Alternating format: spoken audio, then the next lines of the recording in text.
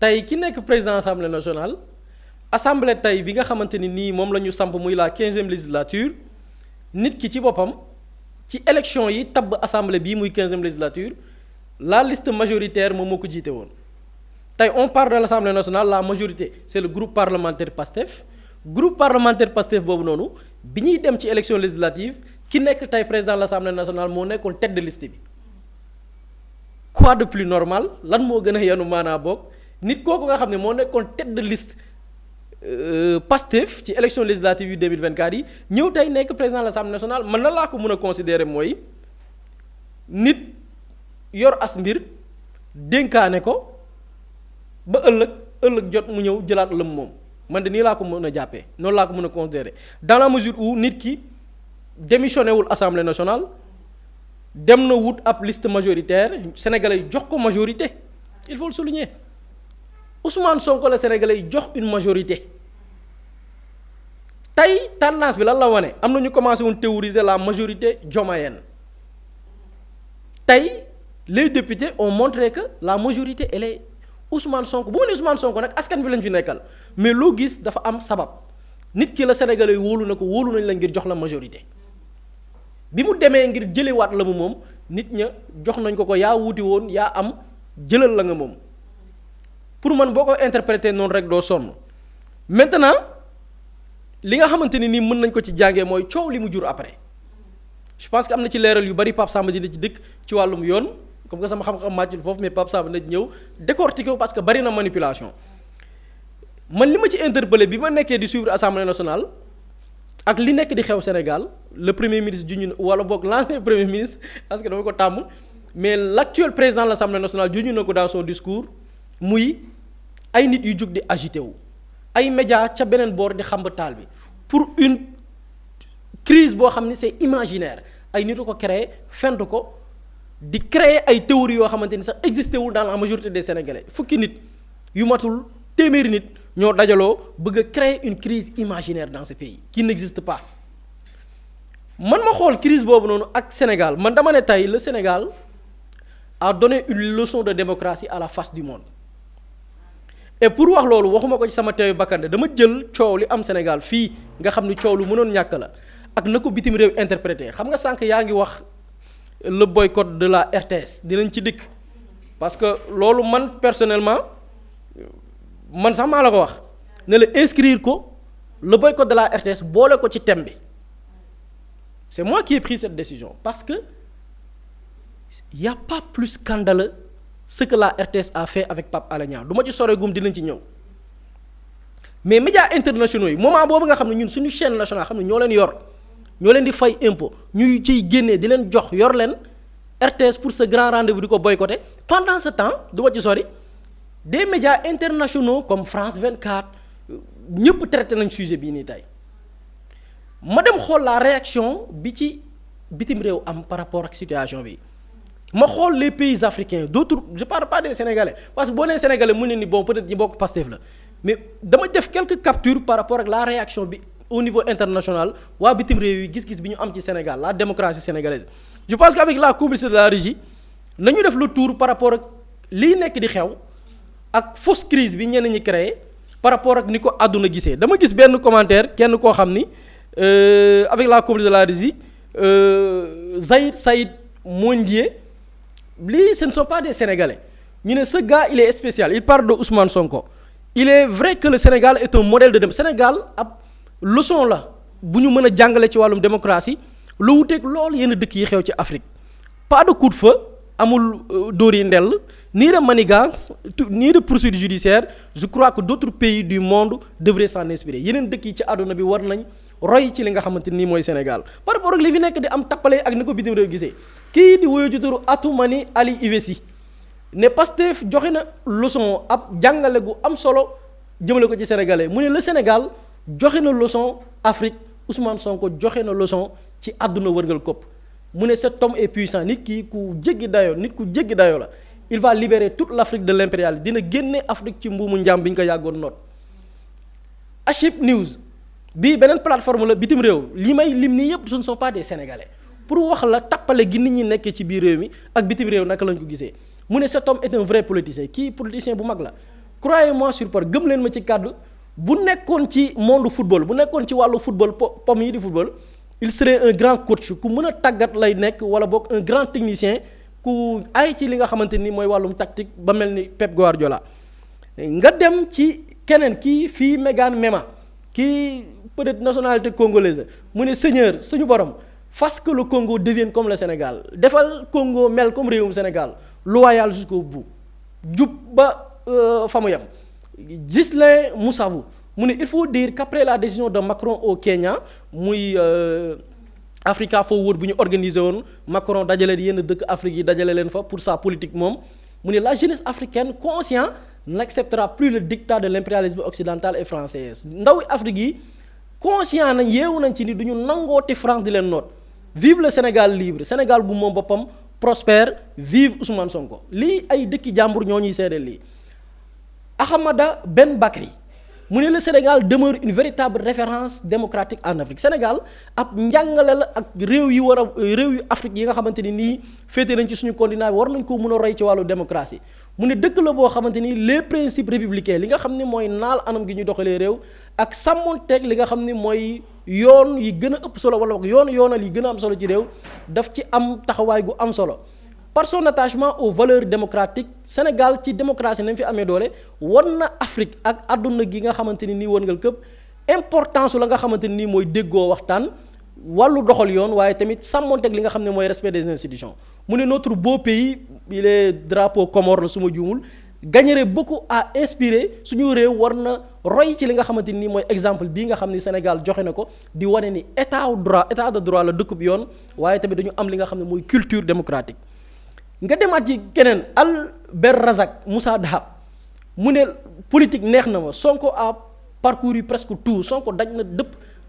dëpp lépp nekk na maire nekk député nekk premier ministre nekk président de l'Assemblée nationale un jour bés dina ñëw mu nekk président il est fort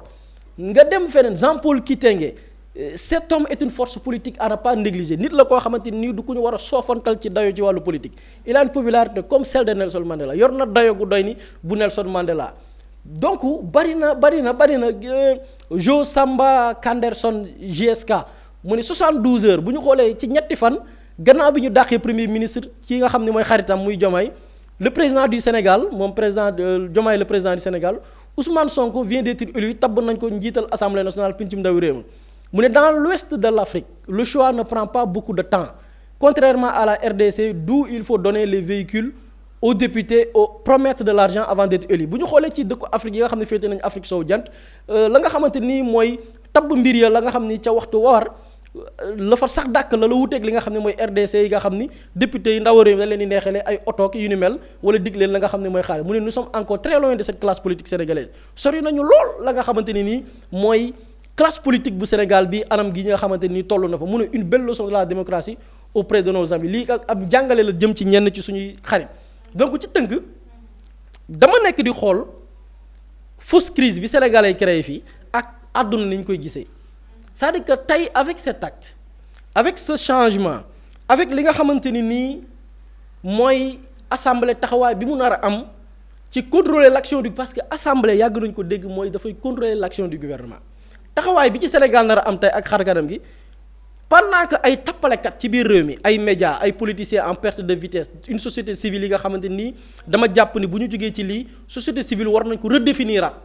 cette classe de la société civile là il faut les dogommer cette société civile il ne mérite plus ñu leen di inviter ci ay télé di leen présenter comme des membres de la société civile parce que ay tappalekat lañ pendant que ay nit a ngi tappale ci loolu àdduna ñoom li ñu gis Sénégal mooy dëkk boo xam ni démocratie am yegg na foo xamante ni àdduna waxuma Afrique mais àdduna daf ci war a inspirer man loolu laa ci jàpp ci tënk par rapport ak li nga xam ne tey xew na au niveau de l'Assemblée nationale. maanaam des perceptions différentes. et perceptions différentes yi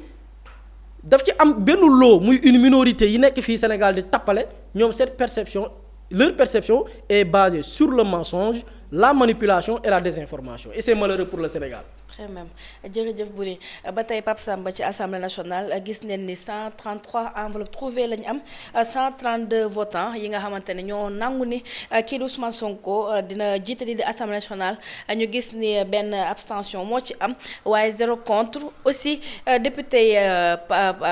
parti Pastef 130 la ñu les deux autres aussi posent interrogation. Effectivement, en fait le retour de Ousmane Sonko à l'Assemblée nationale ak vote bi nga xamante ne def nañ ko fa avec 132 députés je pense que moom son retour résumé na ko ci benn phrase ba muy wax ne dans une démocratie aucune fonction maanaam benn fonction mënul dindi la légitimité populaire dans aucune démocratie benn fonction rek mënul dissoudre la légitimité populaire et moom tey jii Ousmane Sonko ñu koy introniser en président de l'Assemblée nationale loolu lay définir lan moo tax mu mën a dugg tey nekk président de l'Assemblée nationale c'est parce qu'il est le fruit de cette légitimité populaire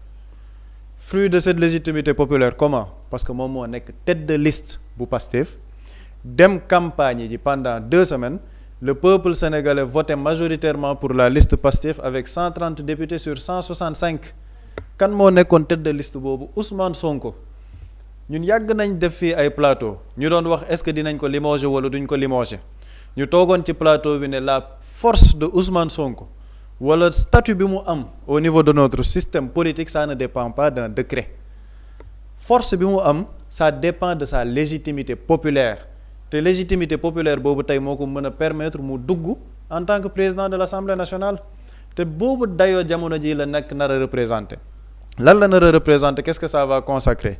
mooy Ousmane Sonko il passe de 3e personnalité de l'État à 2e personnalité de l'État actuellement bu ñu nee président de la République président de l'Assemblée nationale lañ ciy teg muy Ousmane Sonko donc c'est la 2e personnalité de l'État il représente la 2e institution de notre République lan moo ko may ce n'est pas la puissance d'un décret c'est sa force populaire et sa légitimité populaire et légitimité populaire boobu pour ñu comprendre tey jii changement de paradigme bi am Ousmane Sonko devient beaucoup plus puissant en tant que président de l'Assemblée nationale que li mu nekkoon premier ministre parce que ba muy nekk premier ministre son sort dépendait d'un décret il avait une légitimité populaire mais il n'avait pas encore une légitimité constitutionnelle parce que légitimité constitutionnelle boobu dañ ko tabb ci décret mais actuellement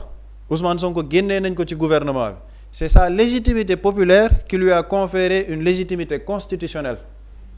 jóge ci premier ministre nekk ci président de l'Assemblée nationale parce que c'est la représentation du peuple au niveau de l'Assemblée nationale loolu mooy doole ji nga xamante ne tey Ousmane Sonko am na ko et beneen doole bi nga xamante ne dina ko am ci dayo mooy au-delà d'être président de l'Assemblée nationale dañuy fàttali ni récemment assemblée parlementaire francophone daje woon nañ l'assemblée parlementaire francophone mooy tous les parlementaires de la francophonie mu am la zone Afrique mu am yeneen zone yi nga xamante ne bokk nañ ci francophonie di fàttali ni ci assemblée parlementaire francophone boobu dañu ne joxoon Sénégal poste vice-président premier vice-président joxoon tamit Sénégal poste moom mooy gérer maanaam la présidence au niveau de la zone Afrique donc tey jii au niveau de l'assemblée parlementaire francophone la région Afrique président assemblée nationale du Sénégal moo koy gérer et l'assemblée parlementaire francophone le premier vice-président c'est le président de l'assemblée nationale du Sénégal kooku yépp kan lay nekk Ousmane Sonko donc il quitte le poste de premier ministre pour être 2e personnalité de l'État président de l'Assemblée nationale président de la région Afrique de l'Assemblée parlementaire francophone et premier vice-président de l'Assemblée parlementaire francophone kon kooku dooleem dafa yokk et au niveau de son statut qu'est-ce que ça va lui permettre déjà il va représenter ce contre-pouvoir boobu nag comme ni ko gars yi di théoriser dans ce pays-là bëgg jaay nit ñi un chaos c'est les personnes qui nous vendent le chaos ils ont un problème avec la démocratie ils ont une mauvaise compréhension de la démocratie veut qu'il y ait une séparation des pouvoirs cette séparation des pouvoirs a été matérialisée aujourd'hui il y a un président de la République qui dirige le pouvoir exécutif il y a un président de l'Assemblée nationale qui dirige le pouvoir législatif et tous les deux ont été élus sur quelle base sur la base d'un programme ñoom ñaar ñëpp programme lañ leen fale parce que l'Assemblée nationale kenn nommé wu leen peuple bi moo leen fal donc ils sont dépositaires de la volonté populaire léegi lan moo nekk di xew nag avec cette conjoncture politique mooy dafa nar a nekk un rééquilibrage politique moom moo nekk di am l'Assemblée nationale va jouer son rôle de contre-pouvoir comme ni ko démocratie mayee comme ni ko constitution mayee parce que c'est la constitution qui consacre la séparation des pouvoirs dans un pays avec un pouvoir exécutif un pouvoir législatif et un pouvoir judiciaire Sénégal nag dañoo tàmmoon am un pouvoir rectiligne vertical ci naka mooy ki nekk président de la République bi gérer pouvoir exécutif moom dafa am un contrôle sur le pouvoir législatif donc séparation des pouvoirs sax daanuñ ko fa woon gis réellement mais actuellement on est en train de vivre le principe d'une séparation des pouvoirs bu leer nañ amul lenn lu ci am il n'y a pas de crise institutionnelle en la matière crise institutionnelle ñi koy bëgg a yëkkati mooy ñi nga xamante ni ñoom ñooy tagg démocratie di wax mais musuñ gëm démocratie musuñ dund un régime démocratique régime bi ñu doon dund mooy un régime hyper présidentialiste mooy président bu am doole trop président boo xamante ne mooy buum di buum mi mais l'Assemblée nationale dans ses prérogatives dañ cee boole le contrôle de l'action gouvernementale le contrôle de l'action gouvernementale bi ñuy jox Assemblée nationale c'est pour qu'elle joue quel rôle le rôle de contre-pouvoir te rôle contre-pouvoir boobu noonu c'est pas l'exécutif moo ko may ce n'est pas keneen moo ko may askan bi moo leen ko may ci seen vote donc c'est ce qu'on est en train de vivre avec Ousmane Sonko et quoi de mieux que de voir Ousmane Sonko en tant que président de l'Assemblée nationale mais lan moo tax parce que c'est lui le porte-étendard de ce projet bi nga xamante ni moom moo fal le président de la République bu ñu nekkee dans un contexte politique boo xam ne nag dañoo jàpp ni ce projet est en train d'être dévoyé ñan ñoo war a def le contre-pouvoir ñan ñoo war a contrecarrer projet bi ñu nekk di dévoyer c'est l'Assemblée nationale et qui de mieux à l'Assemblée nationale pour représenter ce contre-pouvoir de l'exécutif que celui qui a tout le temps défendu et qui est le porte-étendard de ce projet pendant 10 ans donc configuration politique boobu lañ nekk di dund au Sénégal une séparation des pouvoirs boo xamante ne dañ ko fësal président de la République il a son pouvoir exécutif mais l'Assemblée nationale a le pouvoir législatif te tey jii nag ki ñu tabb comme mu nekk président de l'Assemblée nationale c'est celui qui a toujours porté ce projet pendant 10 ans ñiy jaay nag crise institutionnelle waaw lii nii dañ ko war a waxtaane ce sont les mêmes fumistes ñoom ñoo ñëwoon en 2024 ne Ousmane Sonko dafa war a jóge primature pour dem Assemblée nationale ñoom ñoo ko doon théoriser ils étaient dans la fumisterie et man je cite des noms le doyen Alioune Tine il est dans la fumisterie je continuerai à le dire je continuerai à le répéter foofu ce n'est pas une question d'âge parce que ñu bëri dañ naan la non da nga leen a war a jox cër da nga war a doxee ni jox leen cër moo tax bu ñuy wax ñuy jiital doyen ci suñuy kàddu parce que jox nañ leen cër bi ñu moom ci wàllum at mais quand on parle des affaires de la République foofu amul at parce que la vérité n'a pas d'âge la vérité n'a pas d'âge la vérité elle est simple et limpide da ngeen nekkoon dans la manipulation en 2024 il y a une vidéo du doyen Alioune Tine qui dit que Ousmane Sonko à l'Assemblée nationale c'est une très bonne nouvelle parce que moom dayoom nekk na ko te on a besoin d'une Assemblée nationale forte mais qu'est-ce qu'on est en train de vivre actuellement au Sénégal une Assemblée nationale forte donc qu'est-ce qui a changé en 2 ans ba ñu ñëwaat toog parce que Ousmane Sonko va à l'Assemblée nationale ñu ne il y a les germes d'une crise institutionnelle non on est en train de vivre la séparation des pouvoirs les principes démocratiques yi constitution permettre dans ce pays et Ousmane Sonko il représente justement ce contre-pouvoir bi ñu soxla par rapport ak li Sénégal di dund te loolu nag peuple bi moo ko maye li Ousmane Sonko wax dans une démocratie il n'y a aucune fonction qui peut effacer la légitimité populaire boobu nga xamante ni sénégalais ñoo ko jox ba tey mu mën a nekk président de l'Assemblée nationale bu ñu ko bëggee dindi il faut retourner vers ce même peuple qui confère la légitimité populaire donc li ñu nekk di dund amul benn problème au niveau de la constitution au niveau de la démocratie c'est la matérialisation de la volonté populaire et je crois que Ousmane Sonko ci niveau dayo premier ministre bi mu nekkoon ak kuy xool tey ji en tant que président de l'Assemblée nationale li mu mën a représenter au niveau de cette diplomatie parlementaire parce que le président de l'Assemblée nationale day recevoir plusieurs corps diplomatiques dañuy ñëw di wax gisoon nañ ko sax ci El Malick li mu doon liggéey il pourra voyager partout dans le monde pour nouer des relations sud-sud globales en tant que deuxième institution de l'État tout ce qui touche à l'État et à la République le président de la République est obligé de parler au président de l'Assemblée nationale donc loolu la ñu nekk di dund en fait dañoo bëggoon évincer Ousmane Sonko dans la marche de la politique de notre République malheureusement nag quelqu'un qui a porté le projet pendant 10 ans qui a élu le président de la République parce que moom moo ko joxoñ on ne peut pas l'écarter aussi facilement dans la gestion du pouvoir et loolu lañ nekk di dund et je pense que li xew nii tey c'est une très très bonne nouvelle pour la démocratie sénégalaise. moom joxoñ boobu sax dikk na ci moom Ousmane Sonko par rapport ak joxoñ bi nga xamante ne def na ko njiitu réew mi dikkaat na ci bu baax a baax ak jikko yi nga xamante ne nit war na ko am surtout au côté jikko insisté na ci ndax gis nañ ni def na éloge ki nga xamante ne moo di El Malick Ndiaye daal ci insisté bu baax a baax par rapport aux valeurs ba sax tuddee ko ce sont des valeurs universelles Boury. waaw gis nañ mu def seede yoo xam ni yu vraiment je pense que ku émotionnel sax mën na daw sa yaram par rapport ak El Malick Ndiaye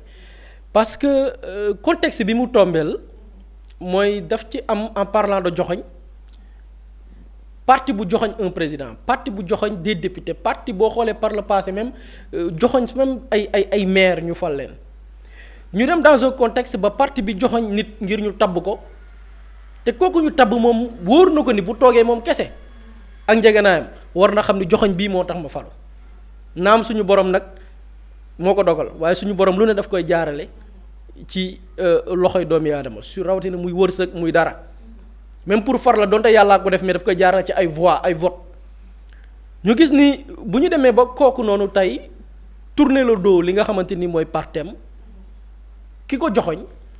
dafa am ñu ci bari dañu jéggi cadre politique c'est-à-dire que boo xoolee avec le cas pour ñëw ci El Malick boo jëlee avec le cas Ousmane Sonko ak Diomaye ba ci ñi analyser lu gën a xóot sax que politique c'est-à-dire que wàllu amitié wàllu wóoluwante kóolute wàllu joxante confiance cette relation là li mu jur après dafay dem mam la conséquence ce n'est pas que politique mais dafay dem sax ba affecter même la relation humaine c'est-à-dire que au Sénégal avec le cas Diomaye Sonko conséquence bi du rek politique mais dem na ba naroon am njeexital ci nit ki sax ki nga war a wóolu maanaam dem na ba li muy affecté sur le plan social c'était dafa amoon un impact réel nit sax nekk naag nit sax xëy na peut-être relation bi neex mu dem ne comme que li diw moo mën a def lii diw man de ki may nekkal xaaral ma def attention ci moom kon de mun na maa wor nga gis ni même la relation Diomaye Sonko les conséquences romb na politique les conséquences c'est sociologique diggante jëflante c'est sur le plan même jëflante diggante doomi aadama yi c'est-à-dire que kon wóoluwante jëflante ci loo xam ni dëggu lay nekk moo jël un sacré coup maintenant à qui faire confiance c'était ça la question surtout en ce qui concerne la politique et je pense que ni la décision de El Malick solo si loolu la c'est-à-dire que li naroon yàqu ci ay diggante li naroon yàq sur le plan même dëkkuwaay est-ce que nit war naa wóolooti kenn El Malick dafa ñëw réparer loolu moo tax acte bi mu jël boo gisee tappalekat yi damay insister ci ñoom parce que depuis 48 heures ñu ngi tappale donc fu ma jaar man kobos leen benn boo gisee tappalekat yi naan ay institution mbir mi du institution mbir mi jikko yi yàqu woon Sénégal à travers un acte ba ku ci nekk wóolootoo kenn cette réparation bi El Malick tey bu génnoon fii def caravane suñu borom xam na ni bu bëggee ñibbi këram dina am ay jafe-jafe notoriété bi mu gagné ci lii balaa nga ko doon xam ñiy wax ay waxi institution El Malick na génn taal otoom ibbi li nga xam ne mooy ay vitram taxaw fu mu romb yàlla xam na ni mbooloo ma nga nar a topp ba këram kenn xamul nu mu toll parce que dafa dekkil ngor dafa dekkil kàddu dafa dekkil wóllëre dafa dekkil confiance li nga xam ne jàppoon nañu ñu ci bari après Sonko événement avec Diomaye ñu ci bari dañ ne Sonko waratul woon wóolu kenn bu mu wóolooti kenn ci kaw suuf en fait acte boobu man analyser wu ma ko politiquement mais acte boobu la El Malick li nga xam moom la réparé c'est-à-dire que fecciwul coloré parce que gis nga bu la leeree ni loo xam ni occupé nga ko xëy na peut-être du ma ne amoo mérite am nga mérite mais xëy na peut-être bu dee ci wàllu popularité bu desoon ci yow kese doo ko am la nga nekk xëy na peut-être bu desoon ci fa nga dëkk rek yam ci xëy na peut-être doo ko am mais am na koo xam ne am na ndax sa waa gox rek doyuñ dëkk ba nga bawoo rek doyuñ mais Sénégal daj dëpp bu dee ni am na kenn koo xam ne am na cette légitimité tànn la parce que dama déglu El Malick Ndiaye mu wax ni moom même biñ koy tànn Ousmane Sonko yëgulu ko moom xamu ko woon c'est-à-dire bi muy dem assemblée nationale dafa demoon pour suppléant am jël place am moom mu dellu ministre des transports moom loolu la jàppoon Ousmane Sonko woo ko ne ko non yaay nekk président de l'Assemblée nationale yaay nekk la deuxième personnalité du pays te pourtant nguur neex na lool neex na quoi c'est-à-dire que El Malick en étant président de l'Assemblée nationale am na beaucoup plus de protection en tant que ministre parce que moo ëpp dayu ministre bu ñu nee président moom moo ci topp deuxième personnalité de l'État bu dee tey ci wàllu xam nga tey dañ naan li waral coow li yëpp problème bi mooy privilège nit du xam yenn privilèges yi xaw a mos dara ci privilège rek affaire yi yóbbu bopp bi nguuru motaar yi wër la rek sa bët yi commencé tàkk xel mi dem nga fàtte fi nga jógee El Malick à un moment donné dund na loolu en 2 ans dund na loolu moom motaar yi dar ko nga ñëw rek ñëpp ne levez-vous nga ñëw foo dem ñëpp toog premier ministre bi la joxoñ sax bu ngeen di ànd di dox yow yaa jiitu ci kanam moom mu topp sa ginnaaw logement bi nga dëkk mosoo fa woon dëkk li lay dar ci wàllu protocole wàllu dayo kenn xamul nu mu toll sécurité loolu il va falloir que nit ki nite lool pour ne renoncer na parce que bi muy wax dafa ne c'est un choix personnel bi mu koy publier sur sa page Facebook c'est-à-dire ce n'est pas que Ousmane Sonko moo ñëw ne ko El Malick damaa soxla fii nga toog dindi ko mais nee na c'est un choix personnel gis nañ ni kaka tànnoon dindi nañ ko fa mu nekkoon am na possibilité delluwaat assemblée nationale mu gis ni kii moo ko gën a yayoo mu ne c'est un choix personnel xalaat la boo xam ni man maa toog xalaatal ko sama bopp dégluwuma ci xarit dégluwuma ci mbokk dégluwuma ci kenn maa toog tëju ci sama xalaatu bopp ne kii moo ma dénkoon dellu si na xaaral ma jox ko chaise mu toog ndax moo nekkoon tête de liste bi ñuy dem di wuti lii ngor rek moo ko mën a maye ngor googu la El Malick Ndiaye dekkil et peut-être mun na bañ a bett ñu bari parce que récemment xam nga bërki démb dama gis benn vidéo ñu invité ko ci benn émission podcast bi xew Sene People su ma juumul ndaw si laaj ko El Malick xam nga li garaaw ci nguur da ngay falu bon ku nekk parce que boo nekkee deuxième personnalité de l'État mais tu n'es pas n'importe qui meloo ni man ndaw si ne ko El Malick maintenant tu es la deuxième personnalité de l'État peut-être tu vises loin bëgg nga nekk président c'est une question journaliste bi vraiment une bonne question la ko laaj ku nekk deuxième personnalité de l'État mais bëgg nga nekk première personnalité de l'État bien sûr te ni ko soxna si laajee peut-être même dans son entourage ñàkkul ñu ko naan mais El Malick boo jugee président assemblée nationale peut-être même tu vises le fauteuil présidentiel parce que boo dëggalee sa bopp El Malick boo dëggalee sa bopp tu peux être président soxna si bi mu ko laajee xam nga la ko tontu dëgg la mën naa nekk président waaye balaa ma ko nekk foog Ousmane Sonko nekk ko c'est-à-dire que acte bi mu posé bettu la ci nit ki par rapport ak tey démbam dama gis am ku ko seede mu ne Ousmane Sonko da doon ñëw assemblée su ma juumul mais El Malick am na kersaw jiitu Ousmane Sonko te pourtant il est la deuxième personnalité de l'État moo ko war a jiitu Sonko topp ci ginnaaw c'est normal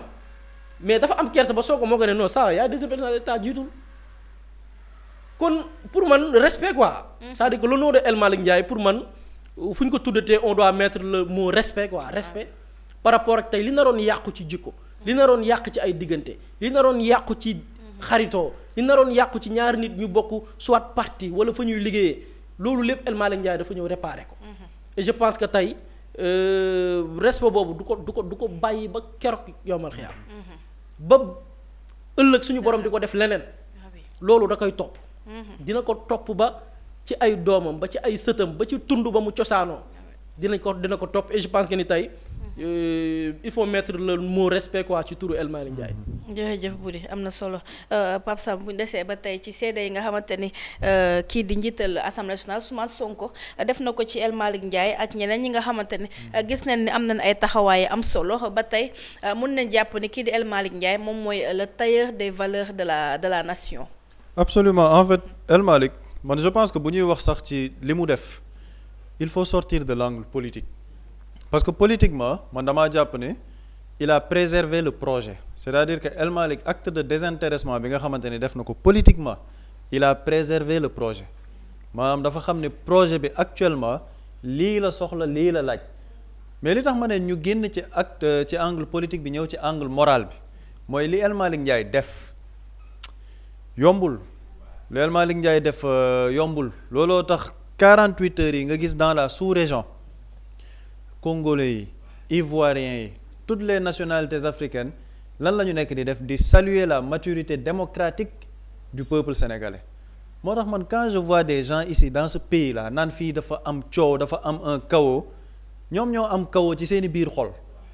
c'est-à-dire que chaos bi ñuy tudd ak crise bi ñuy tudd seen biir xol yi la nekk defe naa ne tàngaay bi ñuy yëg Sénégal fan yii sax seen xol yi moo tax dëkk bi tàng mais li El Malick Ndiaye def maanaam sur le plan moral quand tu es deuxième personnalité de l'État avec tous les privilèges ak les avantages que tu as l'Assemblée nationale rôle de contre-pouvoir bi mu mën a gérer